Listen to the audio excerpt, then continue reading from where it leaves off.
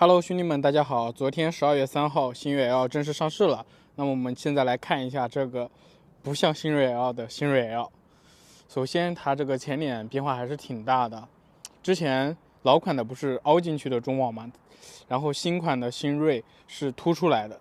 那这个又凹又凸，哎呀，看不懂。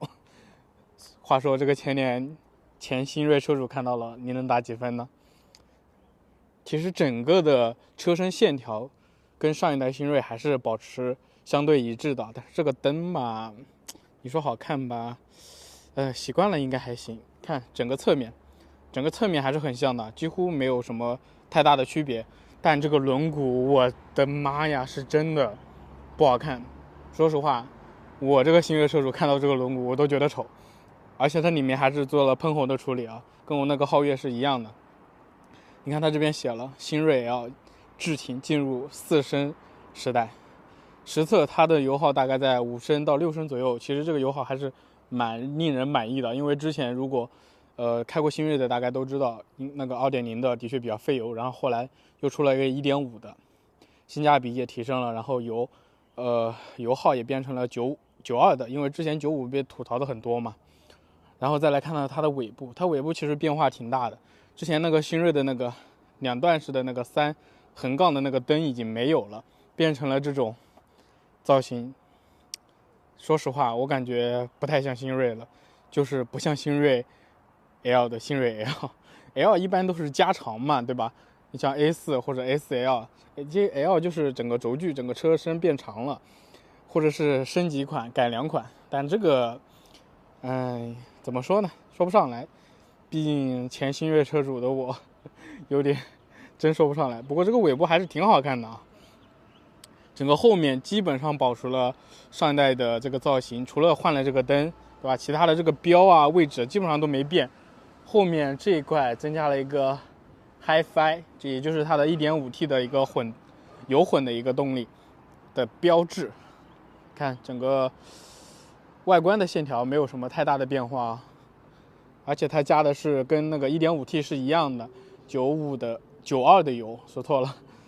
好了，我们外观看完了之后，再来看一下内饰。店里贴了一个这个防隐私的膜，你看新手这边最好嘎开啊，不然贴了之后整个后视镜会很暗，我晚上基本上是看不清楚的。因为我那个新锐就是全部贴满了，所以晚上的视线会非常的不好。不过后面是可以贴满的，贴满了之后整个的效果会很好，很好看。拉开车门，然后主驾的一个迎宾，但这个座椅真的是怎么说呢？能不选白色的就不要选白色的。咱这个试驾车才多久啊？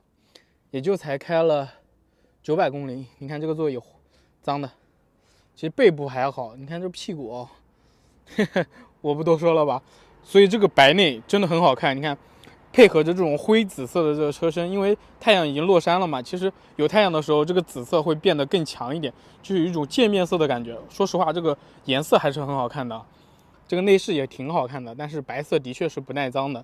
包括你看这个门把手的这个位置啊，然后这个应该是个塑料，对啊，不是，只是仿的这种木纹的一个设计，然后下面就是皮质包裹。到这一块，下面也是塑料，一个英菲力士的音响，实测这个音响，我感觉是比 BOSS 的要好一点。如果非要跟 BOSS 比一下的话，应该是大差不差的，但是我感觉是要好一点的。然后这一块变成了这种往上拨的，这个还是需要一段时间去适应的，真的有点不太适应。还有就是这个窗户的这个升降按钮也变成了这种。这个有什么好处呢？就是如果女生做了美甲，这个就也可以拨。那种的上下拨的，那可能做了美甲就不好拨。但是这种的话，你不能说它不好，但是的确需要一定时间去适应它。就你这样拨和这样拨，逻辑上你要了解清楚，不然经常容易拨错，你知道吧？后面一个儿童锁，然后车锁的一个按钮。进入到车内，我们来看一下。OK， 这个方向盘，先说这个方向盘啊，就它这个方向盘不圆，你知道吧？就第一次开的时候就有点别扭，反正没有之前新锐的那种圆的方向盘手感要好，总有一点很难受的感觉。啊，这边因为它这个是天空版高配的嘛，这边还有一个人脸识别的一个红外，这边就是常规的一些操作，这个自适应巡航啊，跟车距啊，还有这个切换这边的信息菜单信息，我们把它发动试一下。OK， 发动了之后，你看关了车门还有一个归位座椅的归位，舒适进入嘛。发动了之后，这个按钮就是调节这边的，你看油耗、里程信息、胎压、平均油耗，你看它这个油耗还是挺低的啊。看最近100公里的油耗只有5.6升，其实试驾车大家都开的比较猛的，如果再根据正常的一个驾驶体验来说的话，应该5.5左右，这个平均油耗还是相对于之前的1.5或者是2.0的版本肯定是低了不少。再来看一下这边一个大灯的高度调节，手刹下面还有一个储物的，放小卡片之类的啊，驾照之类的还是比较好的。门板这边说了，然后再说一下这个氛围灯，你看这个氛围灯从这儿，然后这一点，然后这边贯穿到那边，后面也是有的啊。再来说一下这个大屏，说实话，一进入到车内就浓浓的银河 L6 的气息。大家都知道，基本上这套动力总成就是银河 L6 的，所以基本上就是套壳嘛，也没什么好讲的。这个屏幕嘛，这个系统嘛，都一模一样，都是最新的这种系统。来看一下啊，最后的时候就是银河 OS 的最新的系统，然后流畅度没得说了，8155的芯片，其他的都没得说了。有几个比较重要的点的话，就是它的这个语音的反应速度是真的很快啊！我来给大家试一下。你好，吉利，打开副驾车窗，关闭副驾车窗。你看这个速度啊！打开空调 OK， 关闭空调，空调关了。导航区域静音。第一个，选择一个目的地。开始导航。一位女士，没问题。你看，我都开始抢答了。全程6公里，头枕音箱需要15分钟，非常棒，这个非常棒啊！关闭导航。好的。你看速度非常可以，还有就是它这个音响效果还是可以的，给大家听一下。我开了头枕模式，我把头枕模式关掉，声音共享模式。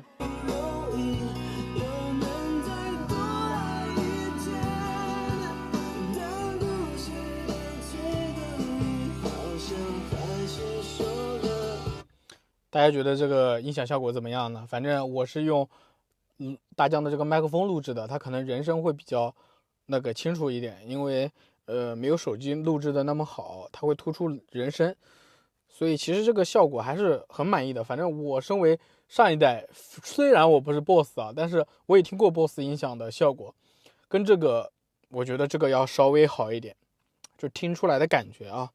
再来看到下面就是一个模式的调节，然后空调、面板，然后后视镜加热、前挡加热，然后后视镜除雾、双闪，这边音量的一个调节。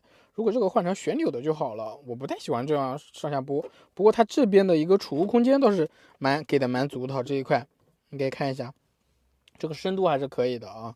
这边还有一个无线充，一个50瓦的，实测速度还可以吧？因为现在50瓦的无线快充在市面上很常见了，像之前那个新锐是15瓦吧，等于没有。我跟你说，有想改装的千万要把功率提上来，不然真的等于没有，没意思。然后这个深度其实很小哦，基本上4瓶矿泉水吧，而且还不是大瓶的那种，是那种300毫升的那种。整个座椅我感觉给我的感觉还是偏硬的，不是那么的舒适。而且我总感觉我现在坐，我屁股后面的一段是稍微有点塌的，可能是跟我这个座椅调的有关系吧，还是什么，我就不太清楚了。再来看一下它的顶灯，这个顶灯还是挺有特色的，那肯定比我上一代的新锐要亮很多啊，可以的。OK， 这边都是常规的，它并没有用那个博越 L 的这种一半是镜子，一半是这种的设计啊，还是没有普及。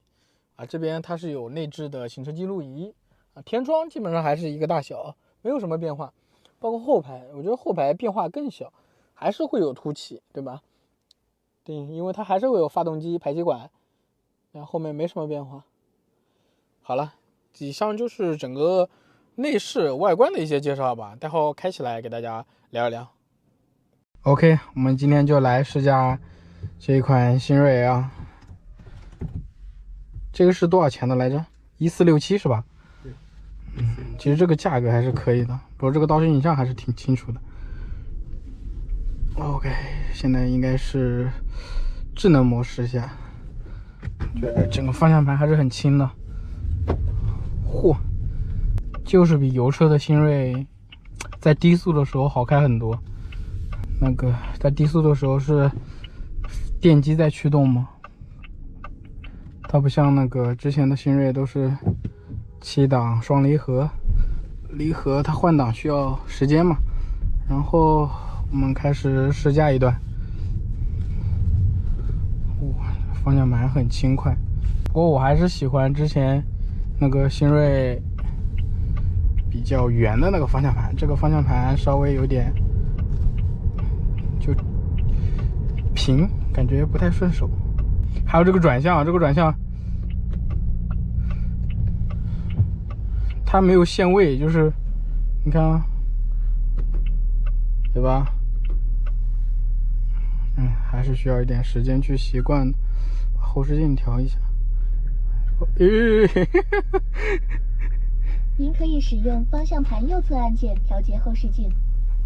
笑死了，这后视镜还是有点麻烦，不过熟练了之后就好多了。我们换个模式，调个运动模式感受一下。好，方向盘变沉了，踩了哦。你要坐好。我坐好了。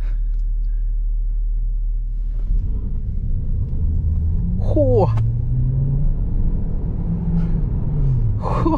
还是有点那个打滑，前轮打滑，能明显的感觉到。之前的那个新锐也是 2.0 的，嚯 ，Q5 就是厉害啊，一下跟耗子一样，嗖的一下就过去了。这个 HUD 还是可以的，我那个皓月没有低配的，真的要啥啥没有，把那个清零一下，然后待会儿。我这边重置了一下油耗啊，从现在开始来个测个油耗，大概跑个10公里左右吧。其实最明显的感受就是不顿挫了，你知道吗？真的就是不顿挫了。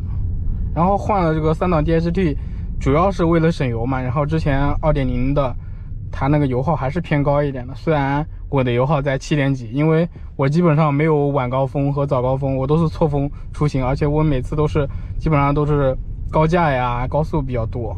然后一般的话，市区开的那种早高峰晚高峰都得10个油，我之前的2.0的。然后 1.5 的会好一点嘛，但 1.5 的动力要弱一点。但是这个 1.5 大加3档 DHT 的，我操，我就感觉低速的时候很平顺，然后动力也是很足的。比如说你要加速的时候，需要它给你动力的时候，哦哟，你看，但还是会有点顿，但踩起来了之后，哇，你看，我觉得这个动力可以了。它100公里加速好像是7点几，反正7秒左右，7.3好像是。之前那个2.0的新锐，懂车帝测过，要8.1好像是。也有人开到7.8，反正我是这一款低速的时候肯定能碾压那个2.0的，就一下子就上去了，这种感觉就有一种开电车的感觉，你知道吧？因为它低速的时候，你看这个灯，我直接踩了就过去，而且它发动机的轰鸣也不是很强，只有它需要介入的时候它才会介入，就基本上速度也很快。对，大多数情况下，你看低速的时候都是用电去驱动它的。来试一下它这个，哇，还可以啊，没有那个新锐 L 那个智行那么稳。我觉得这个底盘的支撑性，轿车可能没有那么重吧。反正新锐 L 刚才我就这样甩啊，贼稳，就很有信心，真的是这样子的。来，70变个道，我这个都没甩的太厉害，你看还是很稳的。就不晃，你知道吧？就有些车你这样快速的甩，它会整个车身都很晃。对，然后这个方向盘的指向性也还是可以的。不虚啊。不虚，一点都不虚。开一段看一看我们这台车的一个油耗。对，我们现在10公里为止。大概10公里吧，往前跑10公里。然后我觉得它的基本上胎噪有一点点，但是不是很明显，我都开到了60了，风噪感觉不到，风的声音感觉不到。不过有一说一啊，这条路还是比较好开的。哇，这条路我感觉马鞍山最好的路了。采石机。真的，我感觉马鞍山怎么会有这么好的路？这是采石机。对，真不一样，就跟我觉得市区都没有这么好的路，毫不夸张。这个白内还是相当好看的，就是不耐脏。车子一停，一点声音都没有。对，电机驱动，来看一下它的这个能量流。你看有电，然后发动机再给电池充电，电池给电机再供电。这要是在市区开，这油耗我估计也就5、6个吧。能开到4个以内。刚才在那个测星越 L 之前的时候开到了4.9，而且我还急加速了，猛的加速，就这样，真好。啊，没有双离合的顿挫真好。我觉得这种油混以后肯定是这种方向了。你充电嘛，电池说实话真的有充电的那种续航焦虑，这一到20%、30%的时候你就焦虑。但是如果充电足够快，充电桩足够多，那肯定是没有了。但是你要是不生活在市区啊，我觉得很难。我上次回了趟家，离我最快的充电站你知道多远吗？15公里。也就是我去了之后花了15公里，然后回来再花，我要花30公里。它加满油50毫升，50升应该能跑1000多公里吧。没有测试过，现在没有具体的测试。毕竟才上市嘛，马上广告就开始飞了。哇，这个转弯半径，跟新锐差不多。刚好我要试一下它的这个辅助驾驶，能变道吗？不能。星越 L 可以。就这个有点窄，没有那么的厚，你知道吧？就握感还是稍微有点，但是挺舒服的，就是贴合你的手部。有可能你的手是肉手。肉肉手，不，它这个就是比较细，它没有那么粗壮。你看像这一块就握着是舒服一点，但是像这一块就有点这边卡这边。现在呢？现在我们这车油耗？现在是6.0，我估计开回去应该差不多5.5吧，估计有点难降了，被我踩的。应该可以，高速试过没有？高速试过，高速4.几，高速开过。智能巡航已退出。哦，已退出，你退出吧啊。哎，它这个英菲力士的音响要比我感觉 BOSS 的要好，对，真的要好。毕竟之前这个音响是给领克用的，领克好歹来说是就比较中端一点的嘛。你看，一下子就降到5.6了，对。而且这条路它是没有红绿灯的，理论上来油车来开的话，油耗应该也不高。这个车机有一说一啊，是挺快的，但是我觉得它这个，它可以再起个别的名字嘛，它非要叫新锐 L。说实话也就侧面像新锐，前脸嘛那个灯啊，前面的造型，对，基本上没有什么关系了。好了，现在我们已经开了11.7公里，油耗4.4。我们挑战一下4以内。可以的。这方向盘还是有点不习惯，不圆。尤其是在这种就回方向盘的时候，就总感觉空了一点东西。对，它这个倒车影像还是很清楚的，主要是屏幕够大，对于新手来说很友好。你屏幕大，分辨率必须得要高一点。对，分辨率不高，你屏幕再大也没用。对，跟马赛克一样。就这个怀档，我现在开怀档的时候开多了，我自己挂档的时候也挂这边，我真服了。就下意识会挂这边，然后一挂就是那个雨刮嘛。好了，我们开了12.7，然后用时20分钟，其实没几个红绿灯啊，油耗4.7。按照这种表显油耗和实际油耗这种差距的话，我觉得应该是5升每100公里。这个油耗还是很给力的，比之前的2.0或者1.5的都是相当给力的。而且我是在市区开的，可以。大家有对吉利这款新锐 L 感兴趣的，可以来试驾一下。我觉得试驾的感受是蛮好的，但是千万不要买白内，真容易脏。再来试一下这个英菲利仕的音响，这个音响的确比上一代 BOSS 要好太多了。总体来说还是不错的。然后这个价格的话，多少14.67万是吧？对。现在店里有优惠吗？3000，那就14.37万。对。其实也还可以。对，就购车，等于就是优惠嘛，3000。可以的。有兴趣可以来试驾。好了，今天的视频就到这边，拜拜。